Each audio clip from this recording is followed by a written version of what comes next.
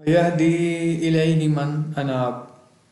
सूरह राद आयत नंबर 27 में तर्जुमा इसका है, अल्लाह अपनी तरफ आने का रास्ता उसे दिखाता है जो उसकी तरफ रुजू करे।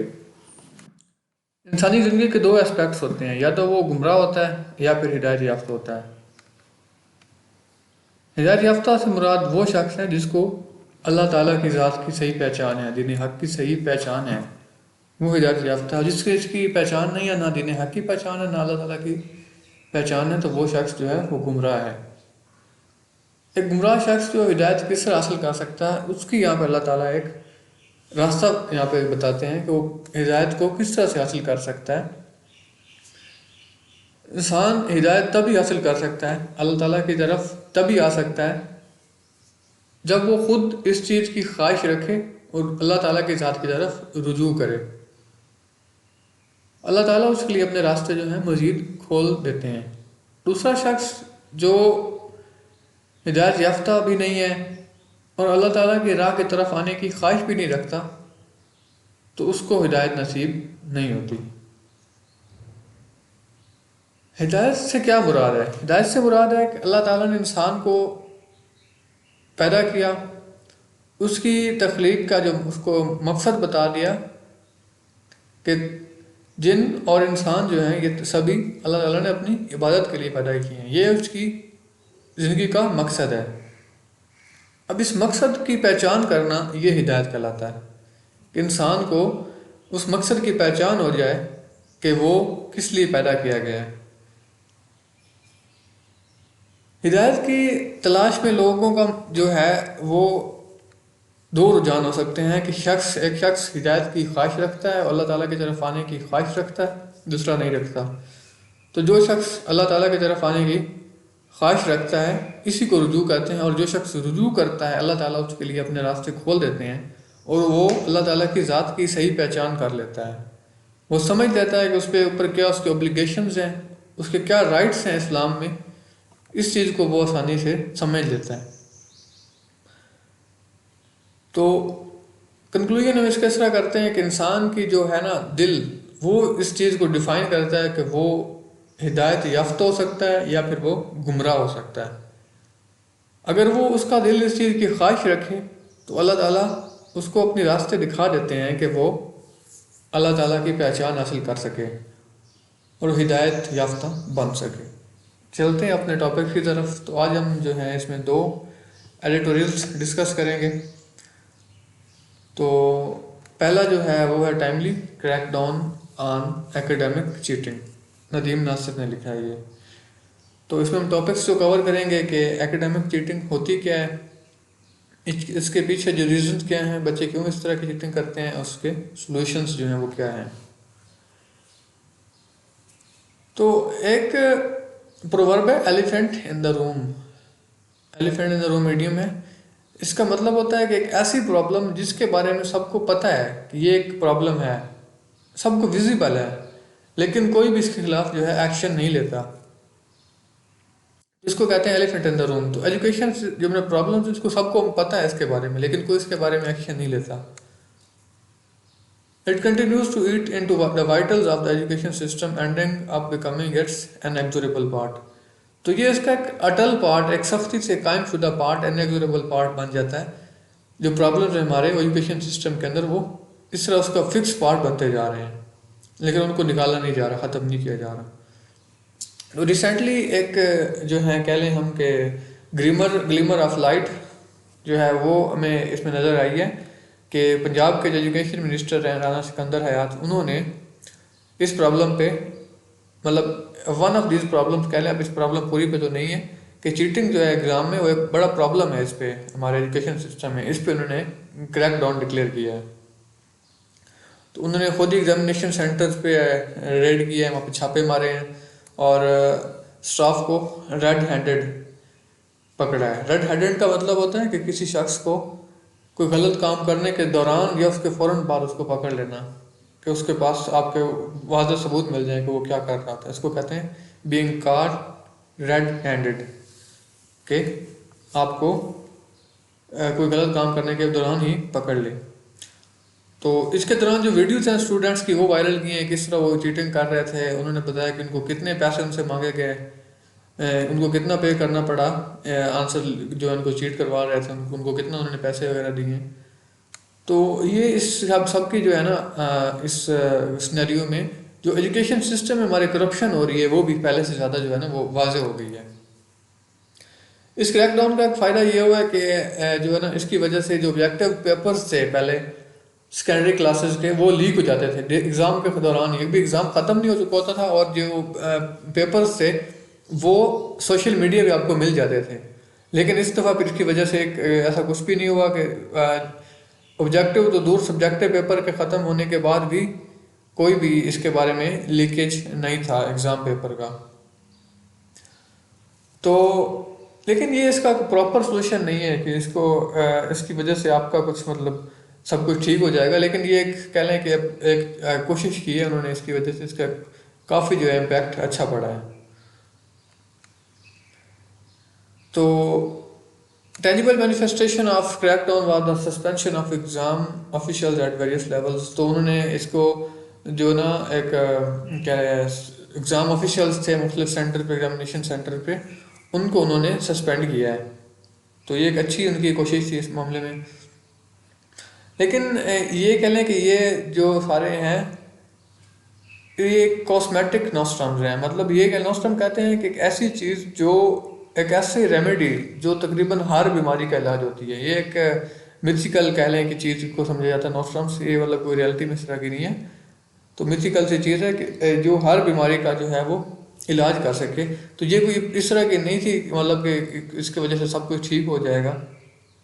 तो इसके लिए बेसिक जो उन्होंने काम करना चाहिए वो ये है कि इस जो है ना इसकी वजह जो है ना वो उसको समझें कि बच्चे चीटिंग करते क्यों हैं, उसको क्यों क्या करते हैं, लॉजिक उसके देते हैं कि ये सब कुछ ठीक है। उसको मतलब समझना कि वो क्यों करते हैं और इसको ख़त्म करना, ये जो है वो इसका जो नीड ऑफ टाइम कह लें है कि ये सबसे ज़रूरी चीज़ है। As it has been alleged, if the board officials and supervisory staff are involved, it is the love of Luca. It's not Lakdi, it's Luca. तो जो नेटिव इंग्लिश स्पीकर्स हैं इसको LUCRE को लूका बोलते हैं। That's per them to go on holds bard. तो go on holds board पहले इसको समझते हैं फिर इसकी पूरी ट्रांसलेशन आपको बताते हैं कि गो ऑन होल्ड्स बार्ड होता है कि किसी भी चीज़ की जो लिमिट्स उनको क्रॉस कर देना। कि इसमें ये बताया गया है कि बोर्ड जो ऑफिशियल्स हैं वो ऐसा क्यों करते हैं कि वो खुद ही सुपरविजन करने की बजाय वो और उसकी जो मतलब ऑफिशियल्स होते हैं वो खुद ही चीटिंग क्यों करवाते हैं। तो इसमें बताया गया कि वो जो है ना इसकी असल में जो इसकी वजह है वो उनका एक जो लव फॉर मनी है, यानी कि जो बता रहे हैं लूका तो ये मनी को कहते हैं, पैसे को। तो उसकी वजह से उनमें यह रगबत होती है कि वो मुख्तलिफ जो लिमिट्स हैं इसकी एग्जामिनेशन सिस्टम की, मतलब जो चीटिंग करवाते हैं तो ये उनकी लिमिट्स तो कोई भी क्रॉस कर देते हैं just for money. Okay, unjustified stand as their intemperate acts detonate a flow on series of malpractices in the whole education system. तो ये एक अनजस्टिफाइड सी बात है, मतलब एक गैर मुनसिफाना ये चीज़ है बहुत ज़्यादा कि उनकी वजह से एग्ज़ाम ऑफिशियल्स की वजह से जो है ये एजुकेशन सिस्टम में एक फ़्लो बन जाता है एक ऐसी चीज़ों का, माल प्रैक्टिस का। जबकि जब पता है बच्चे को और उसके टीचर्स को पता है कि वो चीटिंग करके पास हो जाएगा, तो पूरे सिस्टम में ही है खराबी इसकी वजह से वो पैदा हो जाती है। तो ना सिर्फ इसमें बच्चे का ब्लेम है बल्कि टीचर्स भी जो हैं वो भी इसमें उनका भी वो भी इसमें बराबर के हिस्सेदार हैं चीटिंग वाले जो सिस्टम में। तो वो अपना फुल पोटेंशियल दें कि टीचर के तौर पे और बच्चों को सही तरह से मतलब एजुकेट करें। वो शॉर्ट जो है ना वो ढूंढते हैं, शॉर्टकट्स ढूंढते हैं, कट कॉर्नर्स कहते हैं शॉर्टकट ढूंढने को, और अनफेयर जो मीन्स हैं वो यूज़ करते हैं स्टूडेंट्स को एग्ज़ाम पास करवाने के लिए। अच्छा, एक हमारे एजुकेशन सिस्टम की एक और बड़ी जो खामी है कि सेकेंडरी लेवल तक बच्चा जो है वो नॉन स्टॉप जाता है, उसको कुछ फेल पास का खौफ नहीं होता। मतलब वो आप कह लें कि मिडिल क्लास जो है ना, मिडिल क्लासेस होती हैं 8th क्लास तक, वहाँ तक बच्चा जो है वो नॉन स्टॉप जाता है, उसको फेल पास का कोई खतरा नहीं होता। जब वो सेकेंडरी क्लासेस में जाता है तो वहाँ पे उसको जाकर ये जो चीज़ है उसको ख़तरा लगता है फेल पास का। तो यहाँ पर वो चीटिंग करते हैं बच्चे, तो ये उनके लिए एक नेचुरल सी चीज़ है। जब उनको पता है कि वो पीछे सारा पास होके आ रहे हैं, अगर वो खाना खास तब भी फेल हो गए तो उनके लिए बहुत ज़्यादा ये शेमफुल चीज़ होगी। तो इस मौके पे बच्चे जो हैं वो इसको बहुत ज़्यादा चीटिंग करते हैं, उसमें बहुत ज़्यादा इन्वॉल्वमेंट होती पाई जाती है टीचर्स की, सॉरी स्टूडेंट्स की। The involvement of some private institutions in manipulating the whole examination system, from leakage of question paper to assistant and examination hall with the connivance of the inner circle of the examination board, has tarnished their reputation, boasting of obtaining distinctions and political. Okay, private institutions जो हैं वो properly manipulate करते हैं पूरे system को। Manipulation का मतलब ये है कि वो इसको अनफेयरली यूज़ करते हैं, एग्जामिनेशन सिस्टम में इसको अनफेयर यूज़ करते हैं ताकि वो अपने बच्चों को जो है वो अपने स्टूडेंट्स को वो जो मार्क्स ज़्यादा से ज़्यादा दिला सकें। इसके लिए वो पेपर भी लीक करवाते हैं और जो उसमें ऑफिशियल्स होते हैं उनसे असिस्टेंस भी लेते हैं एग्जामिनेशन हॉल में। तो इसकी वजह से उनका ये कह लें कि उनका फ़ायदा ही नहीं हुआ, उससे उनका नुकसान ही हुआ है कि उनकी जो एक रेपुटेशन बनी होती थी कि वो मतलब अच्छे मार्क्स उनके स्टूडेंट्स लेते हैं, वो जो है वो काफ़ी ज़्यादा इससे ख़राब हुई है रेपुटेशन उनकी। क्योंकि अब अक्सर लोगों को पता चल गया कि उनके अक्सर बच्चे जो फेल पास होते हैं वो इसी वजह से ही उनके डिस्ट्रिक्ट मार्क्स जो हैं वो लेते हैं, बिकॉज ऑफ चीटिंग। चीटिंग की एक बड़ी काज है रैट रेस। रैट रेस कहते हैं कि ऐसी चीज़ को, एक ऐसी दौड़ को, एक ऐसी जो है कि रेस को कि जिसमें आपको बस दौड़ते रहना, थकावट नहीं कर, थकना नहीं, रुकना नहीं है कहीं भी ना। तो ये एक यूजलेस सा काम रैट रेस बना हमारा एजुकेशन सिस्टम मार्क्स के पीछे, कि जो टीचर्स हैं, पेरेंट्स हैं, इंस्टीट्यूशन सब ब्लाइंड फोल्ड होता है कि आंखों पे पट्टी बंधी हो, नाक पे नज़र ना आ रहा कुछ चीज़। वो अच्छे मार्क्स जो हासिल करने के लिए जो बच्चों के उन्होंने एक दौड़ लगाई हुई है कि अच्छे मार्क्स हासिल करने हैं, और इस पे वो सिर्फ मार्क्स पे जोर देते हैं, वो करेक्टर क्वालिटीज़ पे जो इंस्टीट्यूशंस हो गए वो जोर नहीं दे रहे हैं, जिसकी वजह से चीटिंग हमारे सोसाइटी में बहुत ज़्यादा, एजुकेशन सिस्टम में बहुत ज़्यादा फैल रही है। तो एक प्रेशर टू डू वेल, ये भी बच्चों के ऊपर एक बहुत बड़ा जो है ये जुल्म है कि वो बच्चे चीटिंग करते इस वजह से हैं कि उनको अपने टीचर्स की, पेरेंट्स की, अपने रिलेटिव्स की तरफ से बहुत ज़्यादा प्रेशर होता है कि वो अच्छा परफॉर्म करें। तो इसकी वजह से, और दूसरा वो बता रहे हैं कि उनकी करेक्टर क्वालिटीज़ की वजह से वो अच्छे ग्रेड्स हासिल करें। उनको करेक्टर क्वालिटी की तरफ उनको कुछ भी गाइड नहीं किया जाता, उनको just securing good grades as a destiny, just destiny is there. There is nothing like character qualities, character building in one institution. जब आप जहाँ कहीं भी देख लें, जो इंस्टीट्यूशंस हैं वो बच्चों को करेक्टर बिल्डिंग के बारे में कुछ भी नहीं बताते। एजुकेशनल साइकोलॉजिस्ट इसकी जो हैं वो बताते हैं कि अगर एजुकेशनल सक्सेस और ऑनेस्टी, ये दोनों चीज़ें, मतलब बच्चा एक्सेल भी कर रहा है अपनी रियल लाइफ में और साथ साथ वो ऑनेस्ट भी है अपने काम में, तो वो अपने जो एकेडमिक कैरियर में और अपनी रियल लाइफ में वो बहुत ज़्यादा जो है वो स्ट्रांगली परफॉर्म कर सकता है। अच्छा, दूसरा एक वो इसको रेशनलाइज करते हैं कि हम ऐसा क्यों करते हैं, चीटिंग क्यों करते हैं। कहते हैं कि every one is doing it, कि हर कोई कर रहा है, इसकी वजह से किसी को कोई नुकसान नहीं होता, तो चीटिंग करना हमारा राइट है, इसमें कोई बुरी चीज़ नहीं है। Other factor include the force of different motive to cheat, the desire to avoid failure, से बचने के लिए बच्चे चीटिंग करते हैं। Self serving, rationalising that students involve, कि एक सेल्फ सर्विंग कहते हैं कि अपने आप को खुद साख्ता से उन्होंने रेशनलाइजेशन जो लॉजिक्स बनाए हुए हैं कि वो अपने आप को इसमें करते हैं, पढ़ने की बजाय अपनी रिस्पॉन्सिबिलिटीज़ को प्रॉपरली करने के बजाय वो खुद को एक धोखा देते हैं कि हर कोई कर रहा है तो हम भी कर सकते हैं, इसमें कोई बुरी चीज़ नहीं है। अच्छा, साइकोलॉजिस्ट जो है वो 3 किस्म के ना फिनोमेना वो डिस्कस करते हैं कि कोई बच्चा जो है वो चीटिंग क्यों करता है। पहला है साइकोपैथिक लोग वो होते हैं जो मेंटली डिस्टर्ब होते हैं किसी वजह से ना, तो इसकी वजह से वो जो है चीटिंग कर रहे होते हैं। नार्सिसिज्म है, खुद पसंदी, और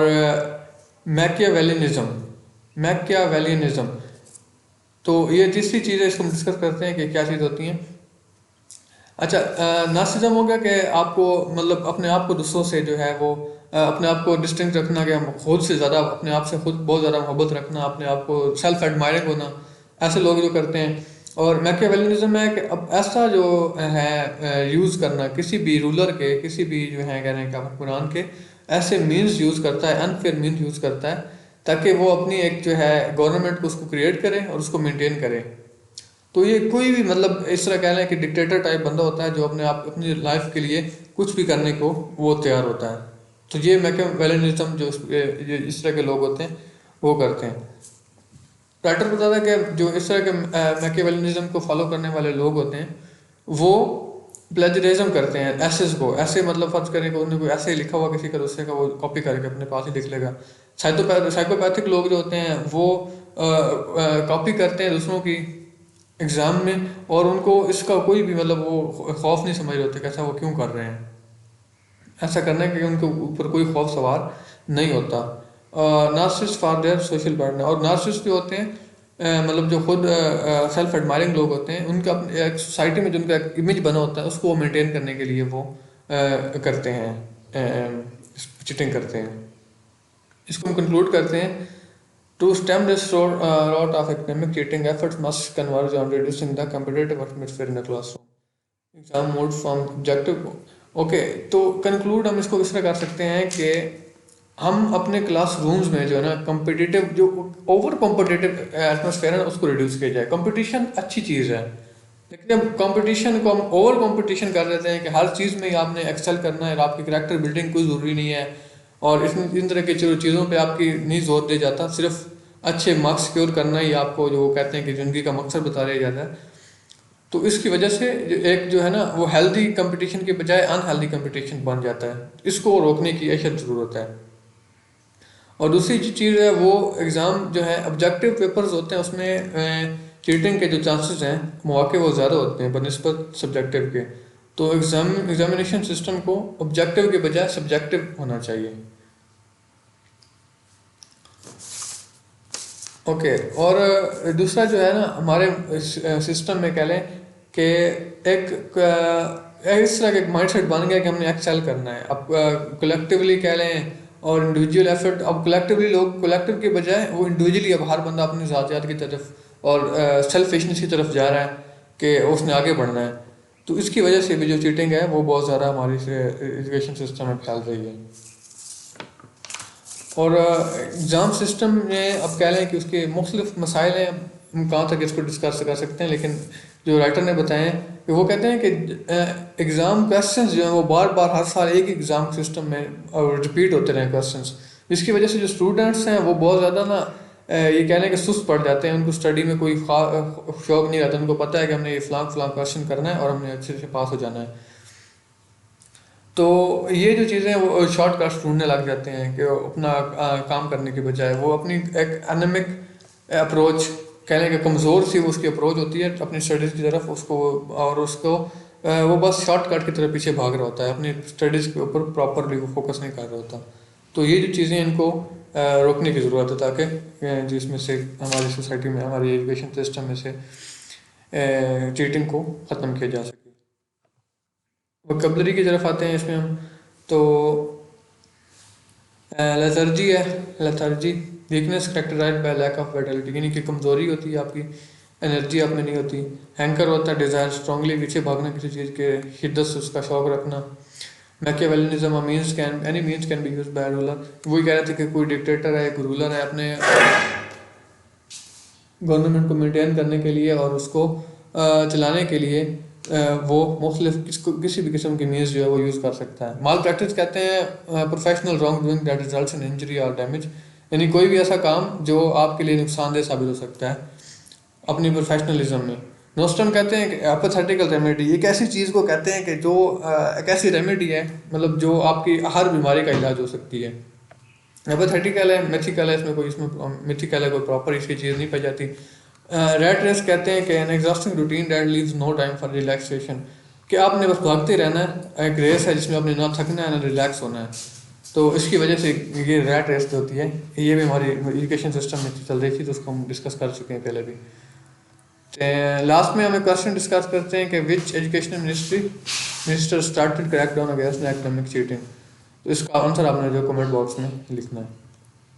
नेक्स्ट चलते हैं अपने BRI in economic prosperity. Doctor Asifa Maryam ने लिखा है ये BRI है belt and road initiative, Chinese government का है, उसको हम डिस्कस करेंगे आज इसके इस एडिटोरियल में।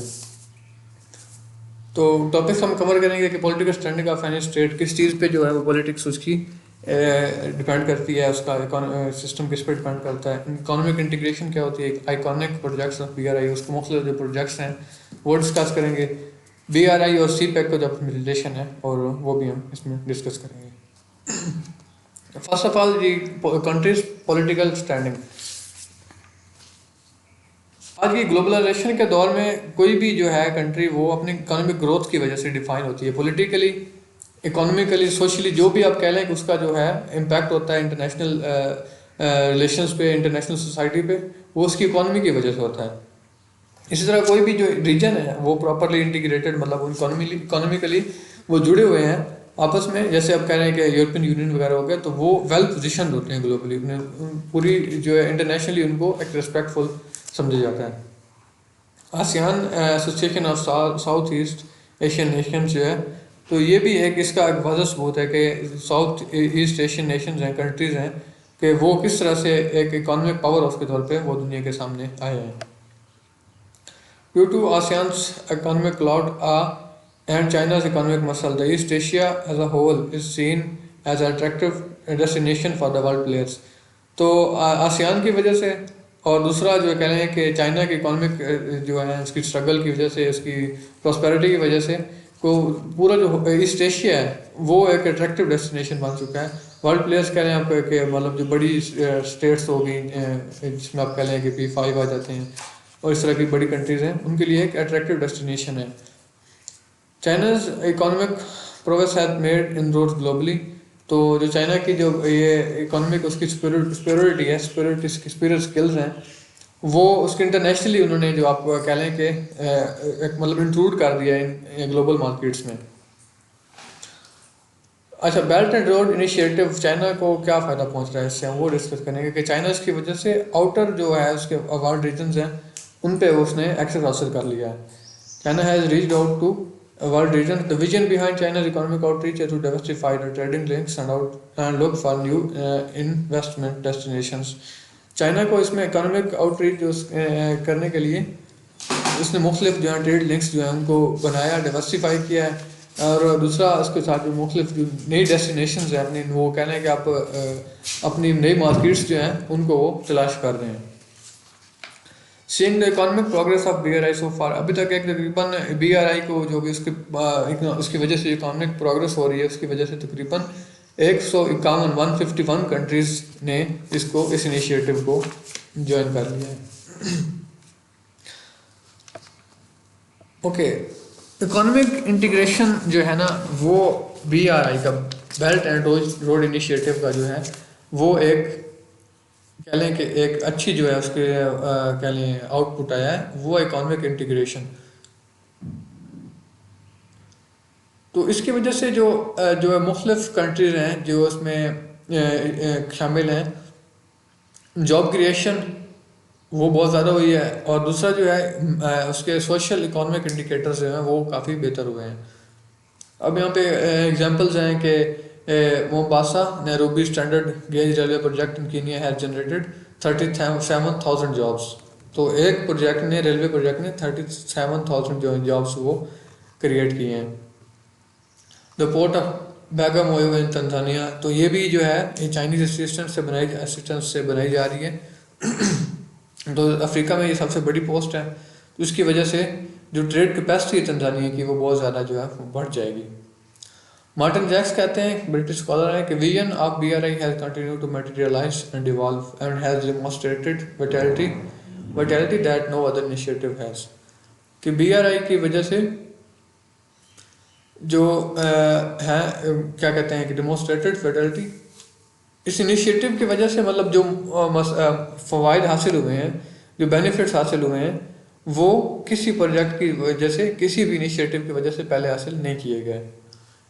चाइनीज़ प्रेसिडेंट वो भी इसी तरह कहते हैं कि जो हमारे दुनिया को, वर्ल्ड को जितने भी मसाइल दरपेश हैं उनकी एक जो है उनको रोकने के लिए, उनको ख़त्म करने के लिए ये एक फर्म जो है कह लें कि एक बहुत ज़्यादा ही पावरफुल जो है वो रिस्पॉन्स है। इसकी वजह से जो प्रोजेक्ट्स लगाए गए हैं उनके बारे में कुछ यहाँ पे एग्जांपल्स दी गई हैं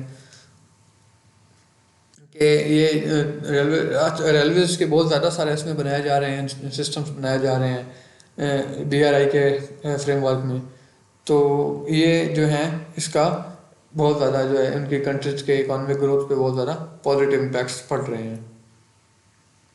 BRI और CPEC को हम इसके रिलेशन को हम डिस्कस करेंगे कि BRI जो है बेसिकली ये ग्लोबल स्केल पे चल रहा है और इसके मुख्तलिफ प्रोजेक्ट्स हैं जो वो भी इसके अंदर चल रहे हैं। तो CPEC जो है बेसिकली ये BRI का एक सब प्रोजेक्ट कह लें। तो ये पाकिस्तान और चाइना के दरमियान है। तो ये एक कह लें कि एक बेहतरीन मिसाल है कि एक डेवलप्ड और डेवलपिंग इकॉनमी जो है वो किस तरह से मिलकर चल सकते हैं। डेवलपिंग कंट्रीज भी शामिल हैं BR में और डेवलप्ड कंट्रीज भी शामिल हैं।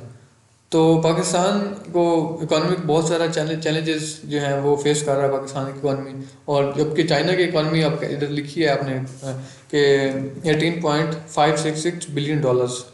तो ये GDP जो है इसकी बहुत ज़्यादा है, लेकिन इस डिफरेंस के बावजूद पाकिस्तान और चाइना ये एक कह लें कि मिल के एक इनका विजन एक ही है इस मामले में कि एक्सेल करना है, हमने प्रॉस्पेरिटी लानी है। और CPEC के मदद से जो मुख्तलिफ जॉब्स क्रिएशंस हो गई और वो सब कुछ मतलब इसकी वजह से हासिल हो सकता है, वो कर रहे हैं कंट्रीज़। तो इसी की वजह से मतलब वो पाकिस्तान जो है साउथ एशिया में एक लीडिंग प्लेयर बन चुका है। It is a convergence of interest that both China and Pakistan have in successful operation of CPEC for Pakistan, CPEC realization of। अच्छा, CPEC का पाकिस्तान को क्या फ़ायदा है वो इसमें डिस्कस कर रहे हैं। ये पाकिस्तान की जियो स्ट्रेटेजिक लोकेशन की जो है ना वो एक इम्पोर्टेंस को शो कर रहा है उसको। ये इंटरनेशनल जो कम्युनिटी उसको बता रहा है कि पाकिस्तान जियो स्ट्रेटजिकली कितना इम्पोर्टेंट लोकेशन पे वो मौजूद है। और चाइना को इससे फ़ायदा हो रहा है कि वो इंडियन ओशन तक पहुंच रहा है CPEC के ज़रिए से। तो ये उसके लिए भी एक ये बहुत ज़्यादा यूज़फुल जो है वो इनिशिएटिव रहा है CPEC। जो गवादर काश्मीर लिंकेज जो है CPEC के थ्रू, उसका क्या फ़ायदा होगा, उसकी वजह से साउथ एशिया, सेंट्रल एशिया और ईस्ट एशिया के आपस में जो मार्केट्स हैं वो लिंक हो जाएंगी। तो ये लिंकेज जो है ये इन रीजन्स में मौजूद जितनी भी कंट्रीज एंड नेशंस हैं उनके लिए बहुत ज़्यादा यूज़फुल है। Economic integration, trade links will open up prospects of industrialization and uplift and social economic conditions। कि ट्रेडिंग लिंक्स जो बन रहे हैं जैसे हम पीछे डिस्कस कर चुके हैं कि ये गवादर काश्मीर लिंकेज जो हो गया, तो इस तरह के जो लिंक्स हैं वो इंडस्ट्रियलाइजेशन के लिए भी बहुत ज़्यादा वो यूज़फुल हैं। और दूसरा सोशियो इकोनॉमिक कंडीशंस के लिए भी किसी भी नेशन के ये बहुत ज़्यादा यूज़फुल हो सकते हैं। इंटीग्रेशन होता है कि किसी भी चीज़ का कन्वर्ज हो जाना, एक चीज़ पे, एक पॉइंट पे किसी चीज़ का इकट्ठा हो जाना। तो जब इकोनॉमिक इंटरेस्ट किसी भी नेशंस के, मुख्तलिफ नेशंस के जब एक जगह पे कन्वर्ट हो जाते हैं, इंटीग्रेट हो जाते हैं, यूनाइट हो जाते हैं, तो उसकी वजह से उनके जो इकोनॉमीज़ हैं वो सबकी वो प्रॉपर जो है हिसाब से चलने लगती हैं और उनको इससे बहुत ज़्यादा जो है GDP में और दूसरी चीज़ों में बहुत ज़्यादा इसका फ़ायदा होता है। तो इसका CPEC का जो पाकिस्तान को क्या फ़ायदा होगा, पाकिस्तान में आगे उसके मुख्तलिफ सूबों को, जैसे बलूचिस्तान को कह लें कि ये एक बहुत ज़्यादा पसमानदा इलाका है, तो सूबा इसको बहुत ज़्यादा इससे फ़ायदा होगा। On the whole, economic integration would perhaps enable the underdeveloped areas of Asia and Africa to make progress। ना सिर्फ अब ये कह लें कि BRI जो है वो उसके थ्रू जो इकोनॉमिक इंटीग्रेशन हो रही है वो ना सिर्फ किसी एक इलाके को फ़ायदा होगा बल्कि उससे पूरे रीजन्स को, पूरे कॉन्टिनेंट को इससे फ़ायदा हो सकता है, डेवलप जो एरियाज जितनी भी हैं। दूसरा इसका इकोनॉमिक स्टेबिलिटी आएगी, इससे इकोनॉमिक स्टेबिलिटी आएगी तो उसका फ़ायदा क्या होगा कि एक्सट्रीमिस्ट जो है, एक्सट्रीमिस्ट माइंडेड लोग हैं वो इधर से उनका ख़त्म हो जाएगा, उनके लिए बहुत ज़्यादा ये रुकावट होगी, डेटरेंट होगा। अब देख लें कि टेररिज्म है तो वो अक्सर उन्हीं जगहों पे है जहाँ पे इकोनॉमी स्टेबल ज़्यादा नहीं है जिन इलाकों में, तो वहाँ पे लोग जो इस तरह की एक्टिविटीज़ में इन्वॉल्व होते हैं। लॉ एंड ऑर्डर की जितने भी मसाइल होते हैं वो अक्सर इसी वजह से होते हैं कि वहाँ पे उन लोगों को इकोनॉमिक स्टेबिलिटी हासिल नहीं होती, तो उसको वो हासिल करने के लिए वो मुख्तलिफ अनलॉफुल और अनफेयर मीन्स यूज़ करते हैं। पॉवर्टी एंड बैकवर्डनेस, पसमानगी और गुर्बत का भी इससे वो बहुत ज़्यादा जो है ख़त्म हो जाएगा। कंक्लूड करते हैं कि एक another dimension linked to the BRI and economic integration is China's emergence as a powerful state globally। BRI की मदद से जो चाइना है वो एक पावरफुल स्टेट के तौर पे इमर्ज हुआ है इंटरनेशनली। तो इसका चाइना और यूएस की जो रिवलरी चल रही है उस पर भी इसका एक इफेक्ट है बहुत ज़्यादा। Farmer Australian president prime minister हैं कैमरन रुड, वो कहते हैं अपनी बुक में कि armed conflict between China and US over the next decade will not yet probable but has become a real possibility. कि आर्म्ड कन्फ्लिक्ट जो है वो ना सिर्फ इसमें प्रोबेबिलिटी उसकी कोई इस तरह हो सकता है बल्कि एक रियलिटी बन चुकी है कि ऐसा पॉसिबल है। तो BRI's led economic integration globally foresees the world connected through trading chains and corridors। BRI की मदद से जो मुख्तलिफ नेशंस हैं ग्लोबली इंटरनेशनली वो मुख्तलिफ राहदारियों के कॉरिडोर्स के ज़रिए से ट्रेडिंग चेन्स के ज़रिए से आपस में कनेक्टेड हैं। This economic interdependence future and new set of rules primary governed bye multipolarity. Vocabulary discuss करते हैं। टेस्टामेंट कहते हैं strong evidence of for something, मतलब इसको टेस्टामेंट होता है एक आपका सबूत होता है किसी चीज़ के लिए कि ये चीज़ पॉसिबल हुई है, ये हो चुकी है, तो इसके लिए टेस्टामेंट कहते हैं। प्रोग्रेस होता है superior skills that you can learn by study and practice and observations. तो ये कह लें कि इसको सुपीरियर स्किल्स को प्रोग्रेस भी कहते हैं। फॉर्मिडेबल होता है एक्सट्रीमली इंप्रेसिव इन स्ट्रेंथ और एक्सीलेंस, कोई भी चीज़ जो बहुत ज़्यादा इंप्रेसिव होती है पावरफुल होती है उसको फॉर्मिडेबल कहते हैं। ये बेसिकली ये नेगेटिविटी में इस्तेमाल होता है कि वो मतलब कोई ख़तरनाक चीज़ के लिए एक्सट्रीम इंप्रेसिव होता है उसको। Deterrent is something immaterial that interferes with or delays action और progress, यानी किसी चीज़ के लिए रुकावट है, हिंड्रेंस क्रिएट करता है, उसको कहते हैं डेटरेंट। इंटेल्स होता है लॉजिकल कंसिक्वेंस, जो इसको ये भी कहते हैं किसी चीज़ को इम्पोज करना या इन्वॉल्वमेंट को भी इंटेल्स जो है वो किसी चीज़ का शामिल होना उसको भी कहते हैं। कैटास्ट्रॉफिक होता है एक्सट्रीमली हार्मफुल ब्रिंग फिजिकल और फाइनेंशियल। तो क्वेश्चन है हमारे एंड पे, right any three main projects of feedback under the flagship project of BRI in comment section. Comments में आप इसका आंसर